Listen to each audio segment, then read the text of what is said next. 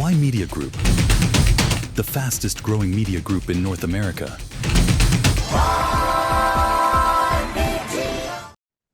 Hello and welcome to Ymedia Newsroom. I'm Rona Singh, and it's always so great to spend this time with you. Well, today's big headlines are the Trump-Xi summit that essentially has ended today with no major trade breakthroughs. The markets have been watching and now they're reacting to what this summit was, this two-day summit between the two world leaders. And the main sticking point that we learned during this summit in Beijing is essentially about Taiwan and the red lines that China has drawn about Taiwan. And here at home, well, Prime Minister Mark Carney and Premier Daniel Smith are set to make a landmark energy announcement. This is huge when it comes to pipelines, but also it's tied to carbon capture expansion. We're going to give you the details. We covered the last few days about what it means, but today is the big day. And the latest Bill C-22 is raising privacy concerns across North America. Stay tuned to know more about what Bill C-22 is and how it might impact possibly the CUSMA renegotiation. And so the top story is the world has been watching these two world leaders, President Trump and President Xi Jinping, in the summit that took, place for 2 days. It ended today to essentially see how the two countries will get on when it comes to the trade tensions that have been, making rounds of headlines since last year. And then there was the whole issue about Iran and Israel looking on to see will anything change when it comes to the Iran's peace proposal once the two world leaders meet. And then, of course, about Taiwan, what it means for the big arms sale that is supposed to go through from the United States to Taiwan, and will that go through now that the red lines are drawn? And when it comes to AI and semiconductors and everything else in between has been really the focus of this summit. So essentially, President Trump and President Xi were, showed us great imagery, right, of the pomp and circumstance of from when the president landed, walked down from Air Force One, and you saw the two world leaders at the gala and in press conferences, and we saw beautiful imageries of private garden tours, tea party diplomacy, and the Gangai access, which is very rare. It's essentially the headquarters of, the Chinese Communist Party's residence. And, we saw, the tour take place. We saw symbolic gifts being exchanged by the two world leaders and them really speaking about stability and friendship between the two countries. But now the question remains, was that just, a friendship summit really masking a deeper US-China rivalry? Because we know the two countries are in huge competition with one another in so many competing industries. So, this summit is really important because we wanted to see, are they going to really talk about these, tensions we've all been watching for and the markets have been watching for. And to that, we were looking for some substance. And so here's what we got, right? Because we were all looking to know about, between the relationship between US and China, which is really centered now on AI supremacy in terms of, American companies and Chinese tech companies racing in this AI industry for super intelligence, of course, semiconductors and Taiwan as being a key issue because Taiwan is the producer of semiconductors, and China has their one China policy, which, they assert that Taiwan is a part of China and not a sovereign nation.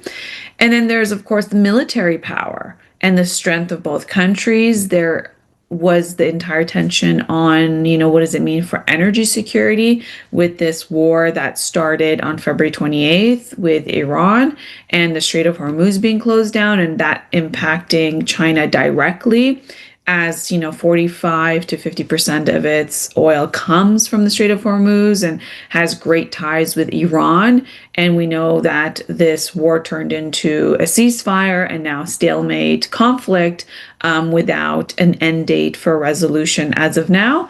And of course, when it comes to the global economic control of who can assert more power in the world, is it the United States traditionally, or is China now asserting itself and is now potentially comparable to the United States when it can assert global economic control and command? Well, those are some of the things that the markets have been watching for, and other nations, to see what this all means. And so what could have been, a strategic, competition, we're going to see, what came out of the summit. So now we know that President Trump came to the summit with so many things not going well for him in America, right? With his, all-time low polling numbers, inflation at 3.8%, the highest in 3 years, and for part of that, 40% of that is attributed by the energy prices, gas prices going through the roof, right? At $4.53 minimum a gallon at a nationwide pricing. Meanwhile, it's, over the $6 a gallon mark in, some of its West Coast states. And then, with all of that hanging over his head, and really the bigger question about why he went into a war with Iran that started with, a regime change that now still holds at, let's open up the Strait of Hormuz, and them and him not being on the best of terms with the NATO members or EU, and, all of that really coming to surface for him. And he took this trip with all of that hanging, over his shoulders. And, and really we wanted to see, what does it mean for trade between the two countries? Are there going to be tariffs still? Are they going to negotiate on key things? Is it going to change the market significantly? And, and then what is Washington going to do in terms of sanctioning Chinese entities? We know when President Trump said that, nobody should trade with Iran, there should be sanctions, China is still trading with Iran and essentially told the companies that are refining Iranian oil that don't worry about it, go ahead. We're not going to, consider what President Trump is saying when it comes to sanctions. And to that, we were all watching to see, is President Trump really going to address this entire thing that China is ignoring, the U.S. sanctions on Iran when it comes to energy security?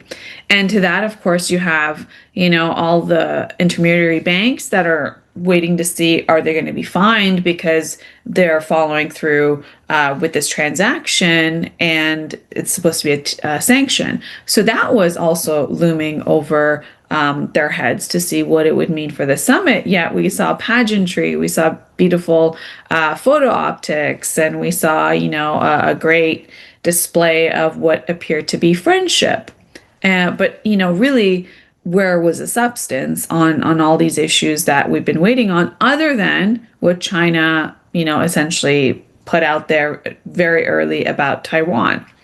And we've, of course, in these past few years been hearing about, U.S. wanting to compete with China when it comes to AI chips, when it comes to, this AI race, but also pointing to China about, accusing them of espionage and then also supporting Taiwan militarily and really kind of being in the middle of all of this. So what it created was a managed hostility situation between the two countries of what we saw.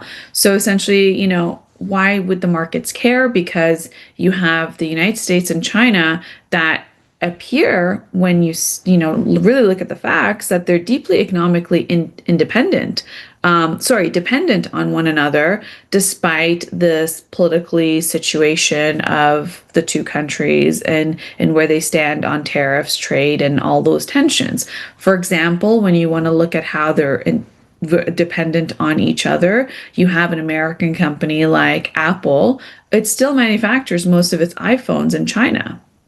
When it comes to Tesla, another American company, it deeply and heavily depends on Shanghai and its hub of manufacturing there. And of course, sales numbers. Sales numbers were almost 300,000 in the first 4 months of this year. And Ymedia, another American company, depends on Chinese AI demand. Essentially, Nvidia was one of the biggest providers of chips, and that was to China.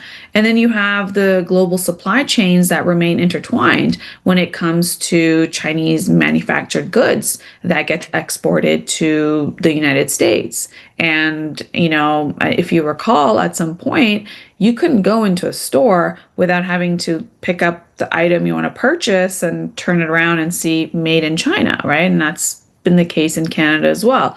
So essentially, that is the reality of the dependence on the two nations.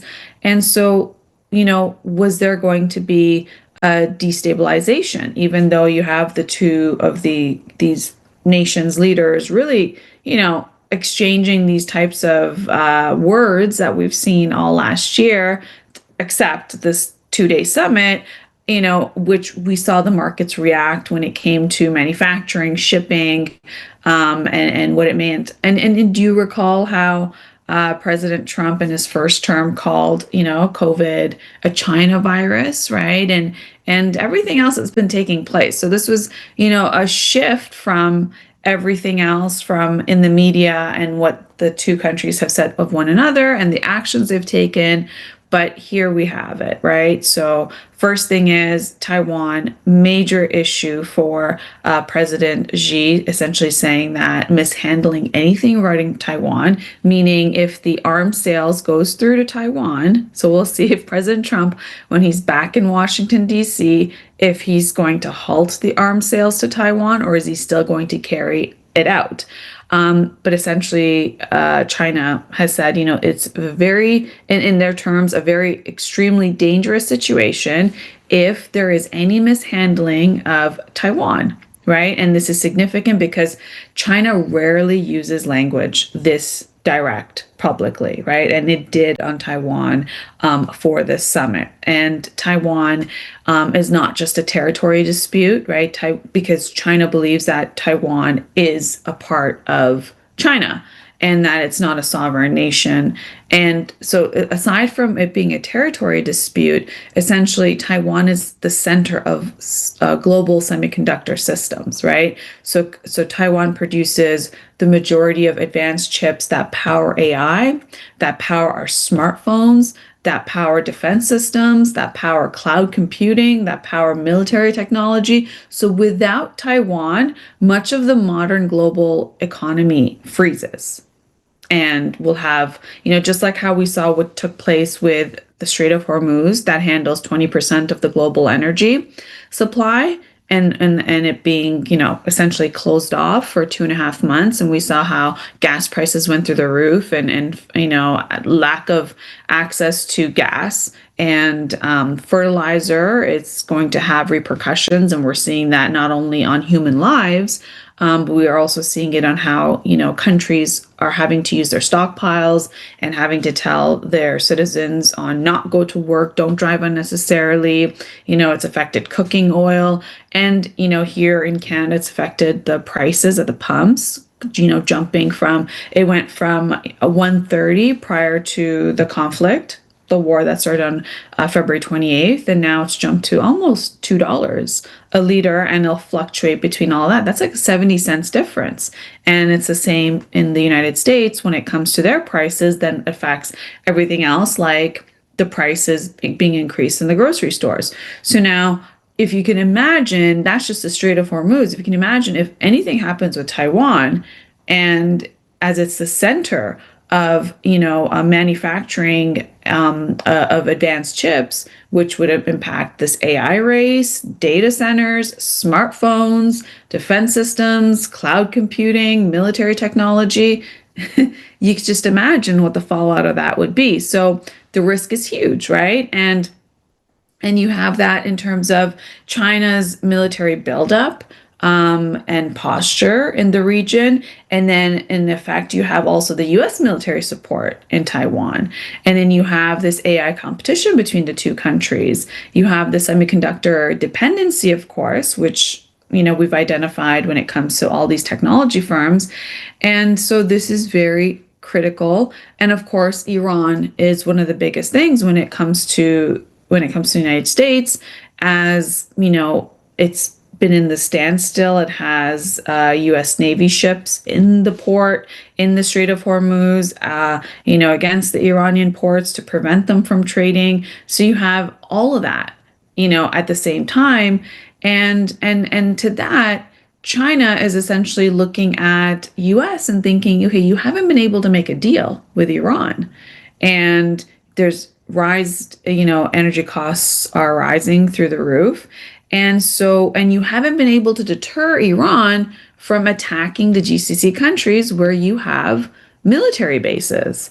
And the reason you have that military base in Saudi Arabia and UAE and Qatar and all those GCC countries is because the deal was made that when it comes to oil exports and it comes to the petrodollar, that in return you would protect, you meaning United States, would protect these GCC countries against Iran. And then the world watched for 39 days Iran attacking the GCC countries not doing anything in return, trying to intercept the Iranian missiles, and to that the United States couldn't stop it. Right? The only way it stopped was agreeing to a ceasefire with Iran on 10 points that Iran put forward. And that was through Pakistan. So that changes the entire credibility of, US being able to be the superpower that would deter, this types of conflict and maintain its credibility in that. And so China is looking at this and has been watching this, right? While the US is spending billions a day in this conflict at its peak, and still not being able to articulate to the American citizens why it went to war, and trying to come up with reasons to be able to deter what people are questioning is that the president was misled by the Israeli prime minister, which doesn't really look good for the head of the world's most powerful country, the United States, right? You definitely don't want to think that the commander in chief of the United States could be misled by another world leader and go into a war that they don't know the reason of or the end of, and then have to spend so much money and have to also get hurt in a midterm year in terms of their polling numbers and make life more unaffordable for their own citizens. You just wouldn't imagine that to be the case. You would imagine that the commander in chief of a nation as so great as America would have better senses in how it should handle, all of these situations and what conflicts to get into and whatnot. And here's the thing, prior to the conflict on February 28th, the world believed in America in a sense that it was a superpower that could deter any sort of conflict in any region. And the presence of its military base was a reason why you don't mess with America, right? All its military bases around the world, and in this case, in the Middle East, in the GCC countries along the Strait of Hormuz, was to have posture that you do not mess with the United States and you do not mess with the territories that the countries that these military bases are on. And to that, Iran just kept bombing them and nothing happened. And those countries like Saudi Arabia and UAE and Qatar and the rest of them just took it. And they didn't fire a missile back because they were afraid. They were afraid it was going to escalate into a much larger situation. What do? They just went and bought more weapons from the United States. So not only did the United States not help them and watch it happen, it made a great sale on arms.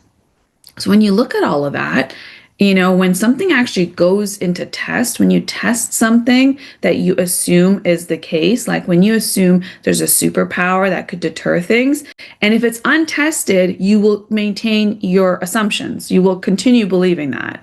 But when it's tested and tried and you see it's not true and it cannot, deter, and it cannot control, and it cannot make a deal, it cannot explain why it's in a war, and it cannot stop the war, it cannot do anything, then you start questioning its ability. You start questioning its supremacy. You start questioning, well, why do we have you there in the Middle East if you can't do anything about it?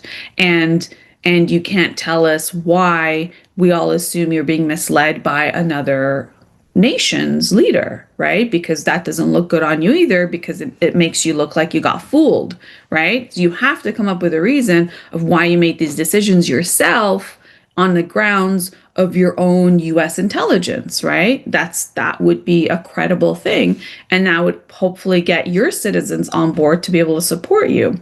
So you have that taking place. And so now China's watched all of this take place, right? Without having to spend a dollar, right? Meanwhile, the US is spending $1 billion a day is the estimated cost. We're still going to hear about the total costs. And still, no conclusion on that. And now, China is assuming, is the United States military too stretched, and is America too distracted? Because it has all of these different things going on and it's not going well for America. So could it be that they're just very distracted? So now, the markets were nervous to see what was going to happen between these two world leaders. And when it comes to this summit, who's the winner, or was there no winner? Were they both winners? If you were to ask that question, like, what did the United States get out of the summit? And what did China get out of the summit? When it comes to China, well, they said no, and no way, no how on Taiwan, right? And so Taiwan became the highest impact geopolitical conversation and attention on Earth, right? And why? Because of some of the reasons I gave you on what Taiwan is responsible for. And if anything were to happen to Taiwan, there would be, if you can imagine, there would be market crash because of this advanced semiconductors as its like global manufacturer. It would disrupt global trade. It would collapse semiconductor supply chains. It would trigger cyber warfare potentially, or what you would see the fallout of that. And so it was very interesting because it seems like everybody went from the US administration to China except VP JD Vance. He was left in Washington, D.C.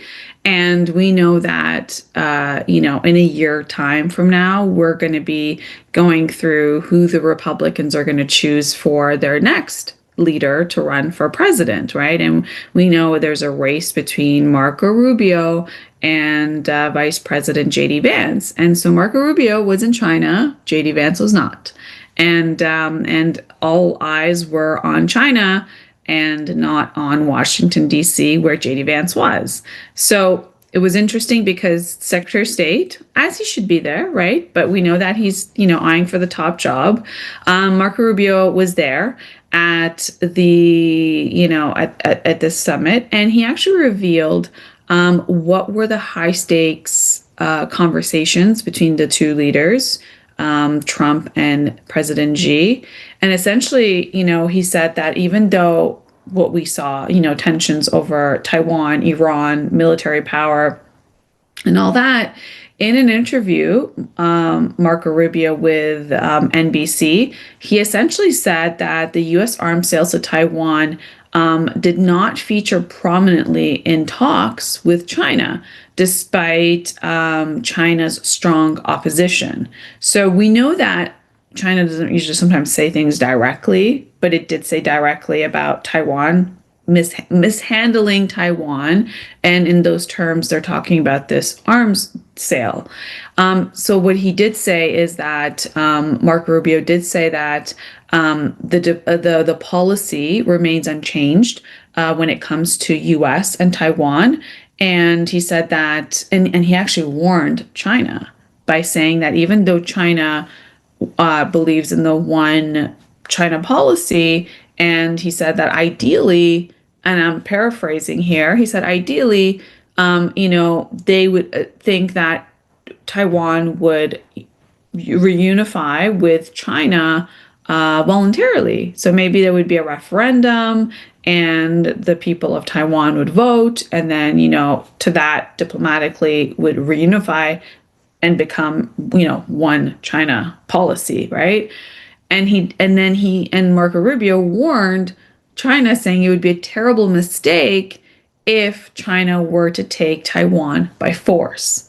So there you have it, right? So you had Secretary of State Marco Rubio at the summit, and then giving an interview to NBC and really highlighting, didn't really come up, the arms sale specifically, even though we got warned on not to mishandle the situation with Taiwan.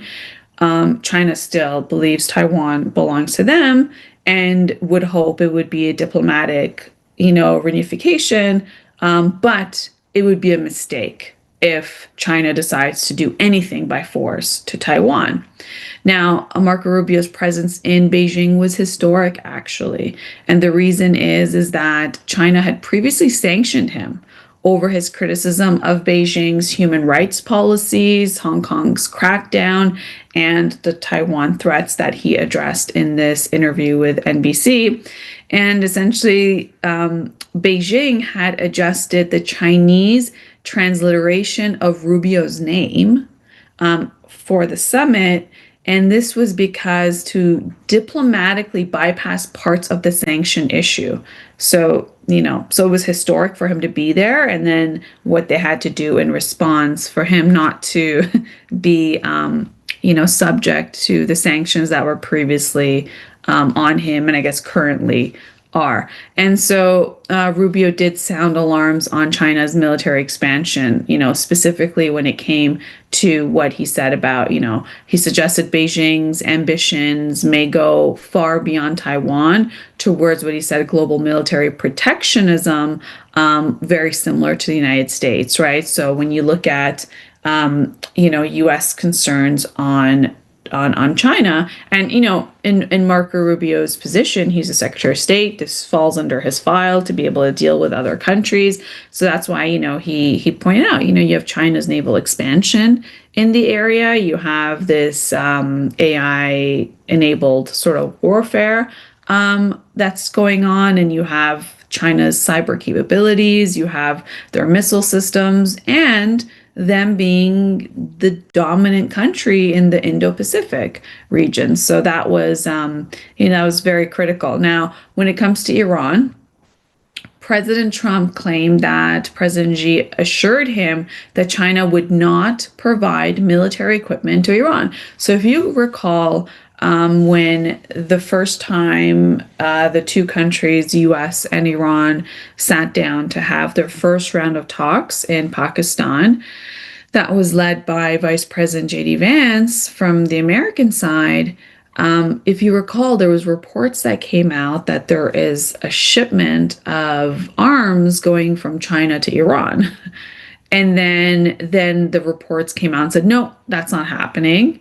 And then if you recall, when the U.S. vessels that were deployed to guard the ports of Iran to prevent it from trade, they had essentially seized a vessel that was coming from China to Iran, and it was never confirmed what was on that vessel, if it was arms, but speculation would have been that, because of that news story of arms, perhaps that was the reason why they seized it. They did ask it to stop, and then the U.S. Military in the area decided to seize that ship. We don't know what was on it. We don't know any of the details. It was not released. But, so to that, China said, okay, we're not going to provide military equipment to Iran. But now there's been intelligence leaks that the report suggests that the Chinese firms may still be connected to potentially Iran's weapon negotiations. So there's intelligence reports, and then there's, of course, what the Chinese politicians and diplomats say about what they are not doing with Iran. So we know that China depends heavily on Iranian oil. We know that China definitely wants the Strait of Hormuz reopened.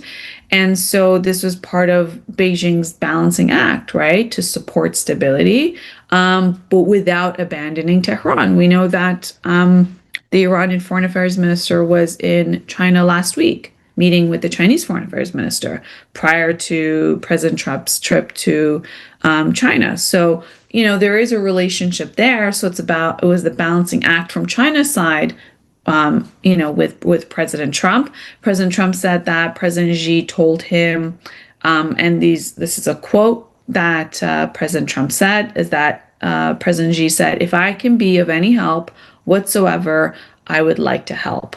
And this comment signaled, potentially a major geopolitical shift because China may now be willing to play a direct role in resolving the Iran Hormuz crisis. Meanwhile, before, China was going through Pakistan, as Pakistan has been the mediator and facilitator between the two nations. We know a lot of back channel help has come from China through Pakistan, but now this would shift things if now China is officially at the table, just like how Pakistan has been openly. And does that mean China is going to host it also, or still work through Pakistan? So that'll be interesting to see how that shift, or if anything happens. Now, China, avoids direct confrontation. We know this about how they handle things, except when it comes to Taiwan.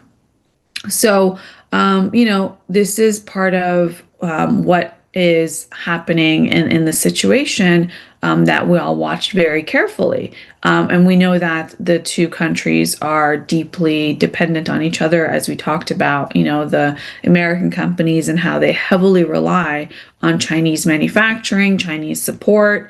And so that is definitely a big deal. And to that, we saw that the two countries essentially came out of this in a very friendly manner. But what does it mean? Because we know with China, what they do differently from the Americans is that they broker power in a very different way, right? Whereas the U.S., especially under, President Trump, very vocal, say things, write things on through social, they're going to bomb a whole generation and never to return. Or today is, bomb day of power plant day and bridges, referring to Iran, right? Blow up a whole civilization, never to return again.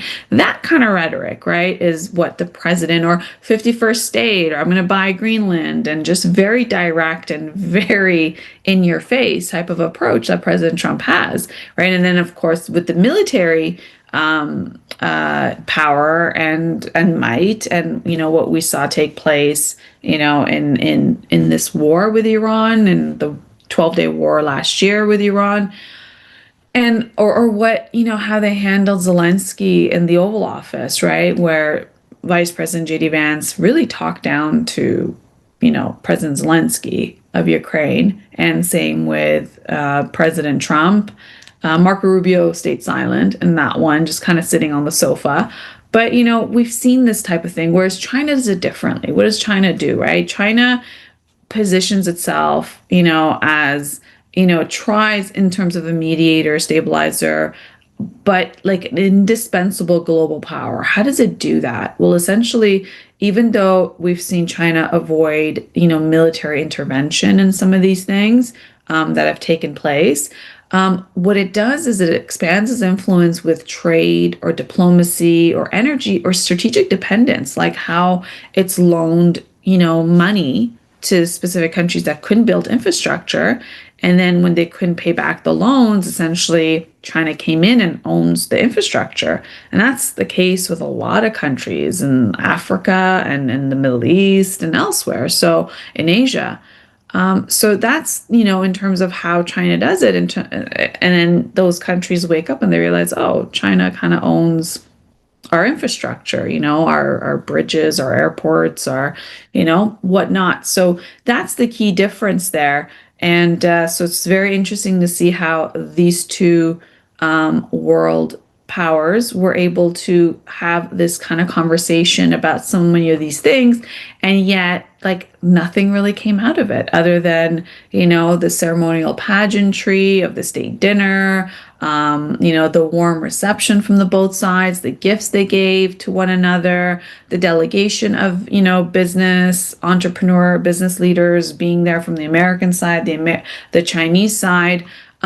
But essentially, global markets reacted very negatively after closely watching this President Trump, President Xi summit in Beijing that was just a lot of warm diplomacy, but very few concrete breakthroughs, right? Because investors were hoping for some major progress, right? Investors are investing and they need to know where their dollars are going to be going, and they were looking for major progress on trade, right? Is the trade open between the two countries? What's the tariff? Is it reduced amount? Is it something that could increase the trade route between the two nations? And where does it sit on semiconductors? What about the Iran crisis? Is there going to be some sort of talk where President Trump agrees to some peace terms with Iran, and then Strait of Hormuz is open, and then everybody can just redirect their their attention? So analysts kind of looked at that, looked at the summit, and after obviously watching the symbolic gestures that took place by the two leaders and what could be a future promised cooperation, nothing came out when it came to oil prices, right? Oil prices still continued to go up. Nothing came out on this fear of like, is the Strait of Hormuz? And the fact that people didn't even know about the Strait of Hormuz. Before February 28th, nobody knew about the Strait of Hormuz. And it wasn't even a thing. It wasn't even part of anyone's consciousness, right?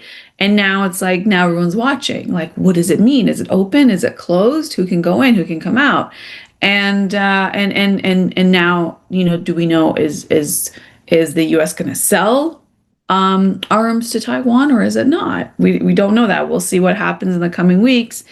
And the tension on AI chips and all of that. So here you have the world's two largest economies, and so the markets were watching and got very little. So today, we saw a lot of shifts. So essentially, stocks down, oil is up, right? Markets reacted negatively because there's no major tariff rollback.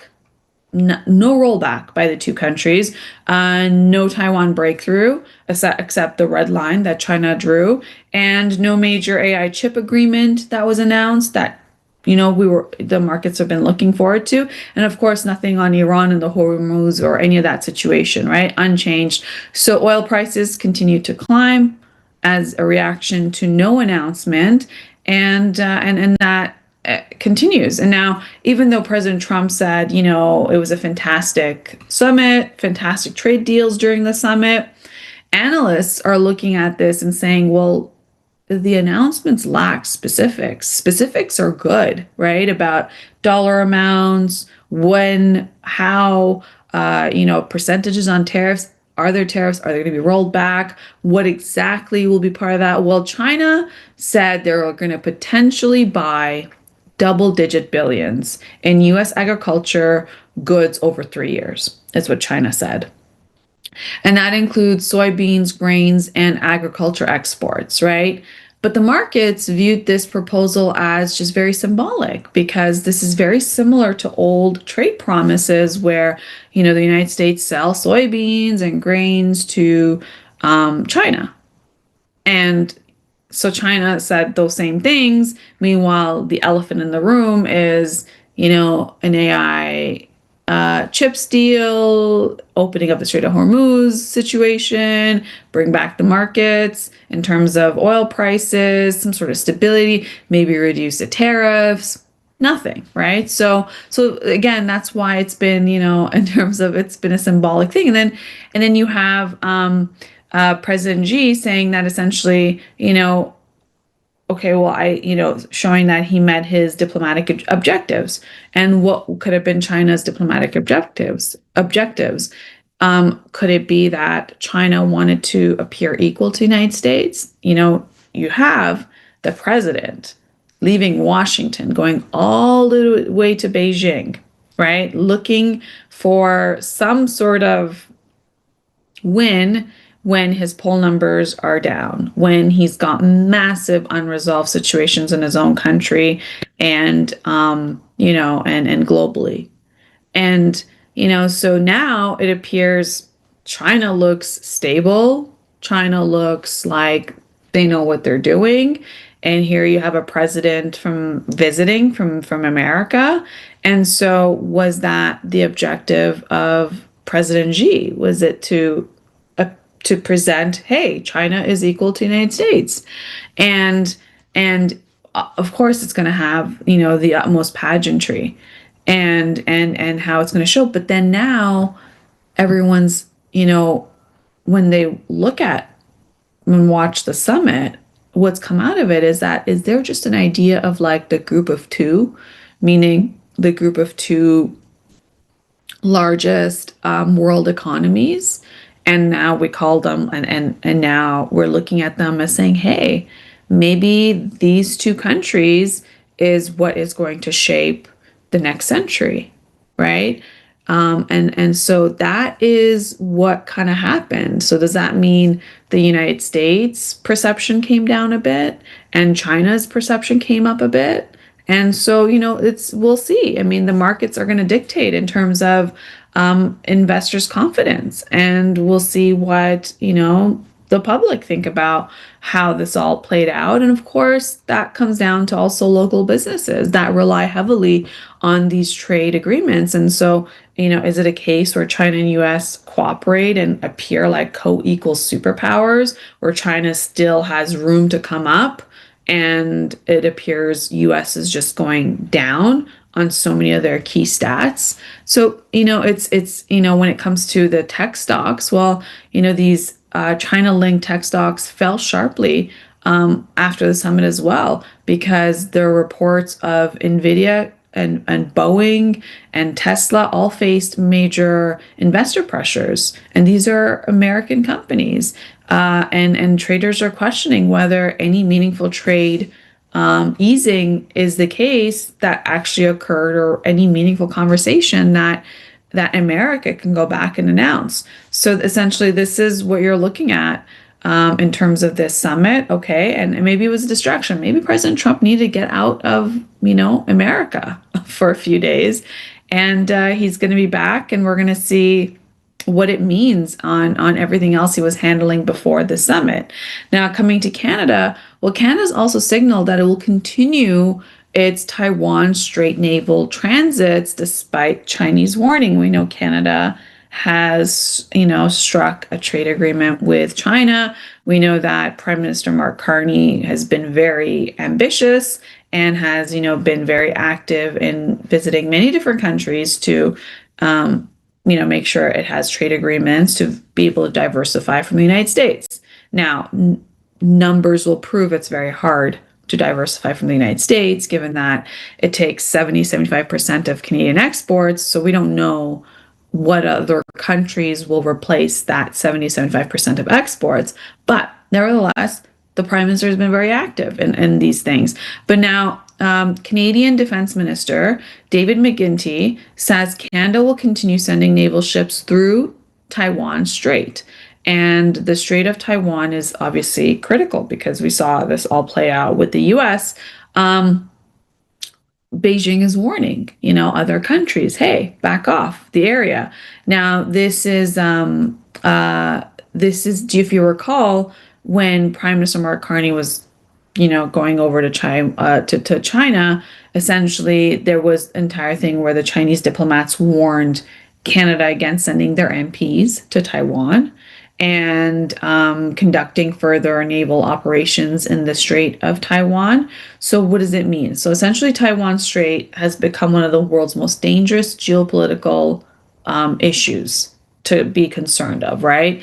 It sits in the center of the US China rivalry, right?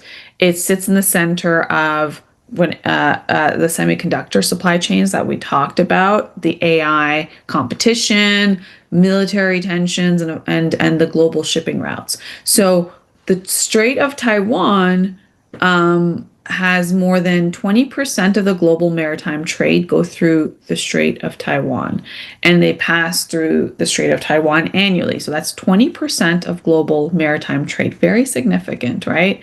And so Canada's position has been that, Canadian officials say that the transit should be lawful, and Canadian presence is lawful, it's routine, and it's conducted under international maritime law, which is the UN Convention of the Law of Sea. So that's UNCLOS, right? Canada's arguing that Taiwan Strait contains international waters, so it's not infringing on any specific territory, and that means that military ships have legal transit rights. Okay, and that's really standing up to China in many ways. China's position is that, it strongly opposes any foreign military activity in the Strait, because they look at it as a threat, and they look at it as a threat specifically when it comes to Taiwan, right? So Beijing argues that essentially any outside naval operations increase tensions in the Strait of Taiwan, and that they're saying that it undermines the sovereignty claims that China has over Taiwan, and that there's interference because China considers this as an internal affairs between Taiwan and China. And so when other countries show up, especially military vessels, China sees that as a problem. Meanwhile, the People's Liberation Army routinely, what they say is that, that there's Canadian ships, and then you have protests that are happening diplomatically there, and they're essentially condemning, Allied naval passages publicly. So you have Canada increasing its Indo-Pacific military presence, and which essentially requires naval deployments. There is the Indo-Pacific. This whole thing it's called Operation Horizon. It is by the Royal Canadian Navy that deploys 3 warships annually to the region. Right? Canada says that the mission supports regional stability, alliance cooperation, defense diplomacy, and to make sure that the trade routes are open, because Taiwan is very critical for the global economy. And so these countries, such as Canada and the rest, are strategically there to make sure Taiwan continues producing its semiconductors, it has its safety, and then China to that saying, hey, what are you doing? Right? And then these other countries like Canada are saying, hey, these are international waters. We can be here if we want. So you have that issue. But now if we were to look at, why this could be disruptive, well, Ottawa, Prime Minister Mark Carney was still able to go and, do a deal. We know that Canada is strengthening its relationship with Japan, South Korea, Australia, New Zealand, and the Philippines, right? So earlier this year, Canada and China secured a major, what it would be a multi-pillar trade agreement, essentially easing on trade restrictions that were there to increase the economic cooperation between the two countries. So more specifically is agriculture access. China reduced its combined tariffs on Canadian canola seed to approximately 14.9%. It's down from 84%. So that's a very significant drop, and which provides relief for Canadian canola seed. And that export is supposed to be about $4 billion annually. It suspended tariffs, which was on canola, on peas, lobster, crab, and they suspended till the end of this year. So we're almost halfway there. When it comes to EV and automotive deal, this was significant. We've shown you the electric vehicles that China is putting out. China owns 56% of the global market share for electric vehicles. And so now Canada has permitted China to send 49,000 Chinese EVs to enter at a 6.1% tariff rate, which is a substantial decrease from the previously 100% tariff, right? So that's very significant when it comes to Chinese EVs having access to the Canadian markets, which you recall President Trump was not so happy about because he believes that will obviously compete with American cars. And then there's the beef market access. As of this year, China resumes beef market access for 20 registered Canadian meat establishments. And then the other thing, when it comes to making sure there's more trade happening, you need to make sure that visitors are able to come, business visitors or tourism. So China introduced a 30-day visa-free policy for Canadian citizens holding an ordinary passport for business, tourism, and transit. And that goes till the end of this year. So this partnership was struck. There is a limitation of like a 3-year review to see, where things develop when it comes to manufacturing and have some of these things materialize. But what I just described is a little bit more specific than what we saw come out of the summit. Usually you have a summit, you have an MOU, a memorandum of understanding, then you go back to your countries and then you would, come up with a formalized way. Whereas in this case, the only MOU that was agreed to in this summit between US and China is stay away from Taiwan, right? So that's kind of the conclusion of things. We're going to take a quick break. We'll come back and I will tell you what is happening in this massive announcement with Prime Minister Mark Carney and Premier Danielle Smith today.